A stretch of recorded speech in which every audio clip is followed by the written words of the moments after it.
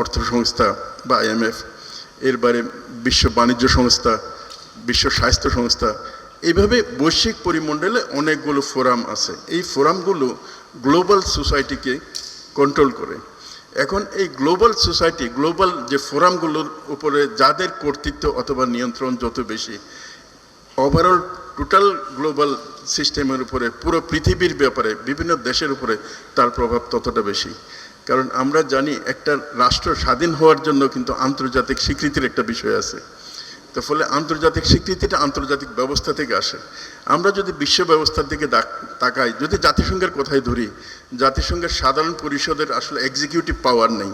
কোনো একটা বিষয় বাস্তবায়ন অথবা বলবৎ করার জন্য প্রয়োজন হচ্ছে নিরাপত্তা পরিষদ।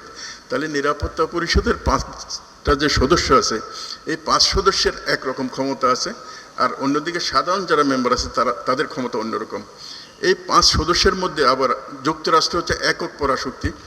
যুক্তরাষ্ট্র যেহেতু বৈশ্বিক যে অর্গানগুলো আছে এখানে তাদের কন্ট্রিবিউশন বেশি থাকে, স্বাভাবিকভাবে এটা নিয়োগ এবং অন্যান্য ক্ষেত্রে তাদের রোলটা অনেক বেশি থাকে। আমরা সাধারণভাবে যেটা দেখি, জাতিসংঘের স্থায়ী পরিষদ বলি অথবা বিশ্ব ব্যাংক, IMF, বিশ্ব বাণিজ্য সংস্থা, সকল ক্ষেত্রে অলমোস্ট প্রায় 70 to 80% নিয়ন্ত্রণ থাকে হচ্ছে যারা উন্নত দেশ আছে, ইউরোপ এবং আমেরিকা, উত্তর আমেরিকা এবং ইউরোপিয়ান, পশ্চিম ইউরোপের যে দেশগুলো আছে এই দেশগুলোর নিয়ন্ত্রণটা কিন্তু অনেক বেশি মাত্রায় থাকে। এরপরে নিরাপত্তা পরিষদের সদস্য হিসাবে চীন, রাশিয়া, এই 2টা দেশেরও কিছু ক্ষমতা আছে। 2 নম্বর যেটা আছে সেটা হচ্ছে কি, আসলে অর্থনীতিটা যে কোনো বিষয়কে নিয়ন্ত্রণের একটা মূল নিয়ামক হিসেবে কাজ করে। আমরা বৈশ্বিক অর্থনীতি যদি হিসাব করি, কারণ বৈশ্বিক সংস্থাগুলো, বৈশ্বিক ব্যবস্থাটা এটা তো আর্থিক অনুদান অথবা আর্থিক সহায়তার উপর নির্ভর করে পরিচালিত হয়। এই জায়গাটা আমরা G7 যেটা বলি, সবচেয়ে উন্নত 7টা রাষ্ট্র, এই 7টা রাষ্ট্রের টোটাল গ্লোবাল ইকোনমির তাদের অংশ হচ্ছে 45%। এই G7-এর বাইরে আরও কিছু উন্নত দেশ আছে, ইউরোপের বিভিন্ন দেশগুলো, এগুলোর আছে 14%। মানে টোটালে মিলে বলতে গেলে 65%ই হচ্ছে ডেভেলপড কান্ট্রি, যেগুলোর সংখ্যা হতে আপনার 20টা বা 22টার বেশি হবে না। আর বাকি যে মানে 170 বা 180 বা 200 অ্যারাউন্ড, এই 200-র মধ্যে বাকি রাষ্ট্রগুলো সম্মিলিতভাবে তাদের গ্লোবাল ইকোনমিতে অংশ হচ্ছে 35%। এর মধ্যে সাব সাহারান মানে আফ্রিকান যে কান্ট্রিগুলো আছে এগুলোর পার্সেন্টেজ মাত্র 1.7%, আর মধ্যপ্রাচ্য এবং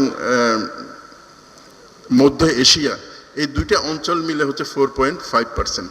তাহলে আমরা এই যে অর্থনীতির উপরে যে অবদানটা, এই অবদানটা কিন্তু গ্লোবাল সিস্টেমকে নিয়ন্ত্রণ করার ক্ষেত্রে আমরা বুঝতে পারি।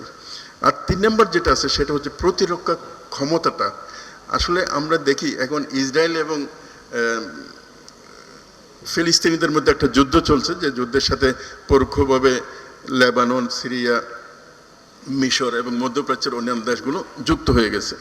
তো এই যুদ্ধের মধ্যে ইসরায়েল কত 1 কোটির কম মানুষ এবং খুব ছোট্ট একটা ভূখণ্ড, কিন্তু তাদের পেছনে বিশ্বশক্তি হিসাবে আমেরিকা এবং ইউরোপের কান্ট্রিগুলো যাওয়ার কারণে এটা অনেকটা দৈত্যের মতো একটা আচরণ করা শুরু করছে, যেখানে অলমোস্ট প্রায় 65,000 ফিলিস্তিনি মারা গেছে। এটি কেন হলো? এটা হচ্ছে প্রতিরক্ষা সক্ষমতা, প্রতিরক্ষা শক্তির কারণে। এটা যদি তাদের সাথে চীনের যদি একটা লড়াই হতো আমেরিকার সাথে, তাহলে হয়তো এটা এতটা একতরফা হতো না। গ্লোবাল এর মধ্যে আমরা যারা সামরিক সক্ষমতার দিক থেকে যুক্তরাষ্ট্র, এটা হচ্ছে সিরিয়াল অনুযায়ী, যুক্তরাষ্ট্র, রাশিয়া, চীন, ভারত, দক্ষিণ কোরিয়া, যুক্তরাজ্য, ফ্রান্স, জাপান, তুরস্ক, ইতালি, ব্রাজিল, পাকিস্তান, ইন্দোনেশিয়া, এই কান্ট্রিগুলোর হতে প্রতিরক্ষা সক্ষমতার তালিকা অনুযায়ী এরা সামনে আছে। স্বাভাবিকভাবেই এই সক্ষমতার অনুযায়ী তারা গ্লোবাল লেভেলে এবং আঞ্চলিক লেভেলে প্রভাব বিস্তার করতে পারে। 4 এবং 5 আমরা একসাথে আলোচনা করব। 4 নম্বর হচ্ছে আইডিয়া এবং টেকনোলজি। আসলে আইডিয়াটা হচ্ছে একটা সোসাইটিকে লিড দেওয়ার জন্য একটা খুব গুরুত্বপূর্ণ একটা বিষয়। আইডিয়াটা কি? এটা হচ্ছে যেমন আপনার মাথার মধ্যে আইডিয়া আসলো। আমি একটা বাস্তব ঘটনাই বলি। বাংলাদেশে বংশোদ্ভূত একজন ভদ্রলোক আছেন, খুব বড় স্কলার, উনি ডক্টর আহমদ আনিসুর রহমান।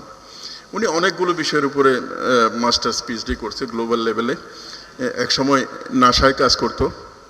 তো এই ভদ্রলোকের সাথে কথা হচ্ছিল, উনি এখন অস্ট্রেলিয়া আছেন। তো উনি বললেন যে 60-এর দশকে ওনারা এখন যে মোবাইলটা আবিষ্কার হলো, এই মোবাইল টেকনোলজির ব্যাপারে তাদের টিম ওই সময় মিটেক তারা কাজ করছিল, এবং ওই সময় এই আইডিয়াটা তারা ফ্লোট করে, এবং এটা আমেরিকান যে ডিফেন্স মানে পেন্টাগনকে তারা এটা হস্তান্তর করে, এবং পেন্টাগন এই মোবাইল টেকনোলজিটা প্রথমেই তারা কাজে লাগায়, এবং তারও অনেক পরে এটা বৈশ্বিক বাণিজ্যের জন্য আসে। মানে আইডিয়াটা হচ্ছে এরকম একটা জিনিস, আইডিয়া থেকে মূলত হচ্ছে টেকনোলজি আসে। যেমন বড় বড় বিজ্ঞানীদের প্রথমে কি তাদের হঠাৎ মাথায় একটা আইডিয়া আসছে, এটাকে প্রমাণ করার চেষ্টা করছে। এমনকি আমরা যারা গবেষণা করি, পিএইচডি অথবা এমফিল করি, তারা কিন্তু একটা হাইপোথেসিসকে আগে সামনে রাখি। তার মানে আমি একটা কল্পনা করি, এটা মনে হয় এইভাবে এটা ঘটতেছে, তারপর আমি বাস্তবে এটা গবেষণা করে প্রমাণ করার চেষ্টা করি আসলে কি এটা ঘটতেছে কিনা। তো এই আইডিয়া থেকে টেকনোলজি আবিষ্কার হয়, আর টেকনোলজিটা ওভারঅল সোসাইটিতে ব্যাপক প্রভাব বিস্তার করে। আর এই আইডিয়া এবং টেকনোলজি এটার জন্য যে বড় বিষয়, সেটা হচ্ছে জ্ঞান বিজ্ঞানের চর্চা। আমরা জানি পৃথিবীতে জ্ঞান বিজ্ঞানের চর্চা যেসব জায়গাগুলোতে হয়, এর একটা বড় সংখ্যকে হচ্ছে পাশ্চাত্যে। আপনি ধরেন ইউরোপ, আমেরিকা হিসাব করলে ওয়ার্ল্ড ক্লাস ইউনিভার্সিটির অলমোস্ট প্রায় 70-80% পাওয়া যাবে, 70% তো অবশ্যই পাওয়া যাবে। ফলে তারা জ্ঞান বিজ্ঞান টেকনোলজিতে তারা লিড দিচ্ছে, আর গ্লোবাল সিস্টেমেও তাদের ওইভাবে কিন্তু প্রভাব বিস্তার হয়। এমনকি এই যে ইসরায়েলের কতগুলো প্রযুক্তি আছে, অথবা ওরা এই প্রযুক্তিগুলো ব্যবহার করার কারণে দেখা যায় যে এরা এটা প্রতিরক্ষার ক্ষেত্রে একটা অ্যাডভান্টেজ পজিশনে পৌঁছে যায়। আপনারা জানেন পেজার একটা যন্ত্র আছে, এটা মোবাইলের আগে বেশ জনপ্রিয় ছিল আর কি। এই পেজার টেকনোলজিটা তারা অন্যভাবে ব্যবহার করে এই যে হিজবুল্লাহর প্রচুর সংখ্যক কমান্ডার এবং লিডারকে হত্যা করছে। মানে হিজবুল্লাহর জন্য পেজারটা সংগ্রহ করা হয়েছিল হচ্ছে তাইওয়ান থেকে, ইরান এটা সংগ্রহ করে হিজবুল্লাহকে দিয়েছিল। কিন্তু তাইওয়ানের যে কোম্পানিটা এটা সাপ্লাই দেয়, এই কোম্পানির সাথে ইসরায়েলের একটা যোগসূত্র ছিল। ফলে তারা এই পেজারের সাথে একটা ছোট ডিভাইস এরা ইনসেট করে দিয়েছে, এবং এগুলো যখন এরা ওই হিজবুল্লাহর কমান্ডাররা ইউজ করছে, একটা পর্যায়ে তারা এই ডিভাইসটাকে ইউজ করে, ওই চিপটাকে ইউজ করে তারা কি করছে, একটা বিস্ফোরণ ঘটিয়ে অনেক কমান্ডারকে হত্যা করেছে। তো ফলে এই টেকনোলজিটা হচ্ছে এতটা গুরুত্বপূর্ণ।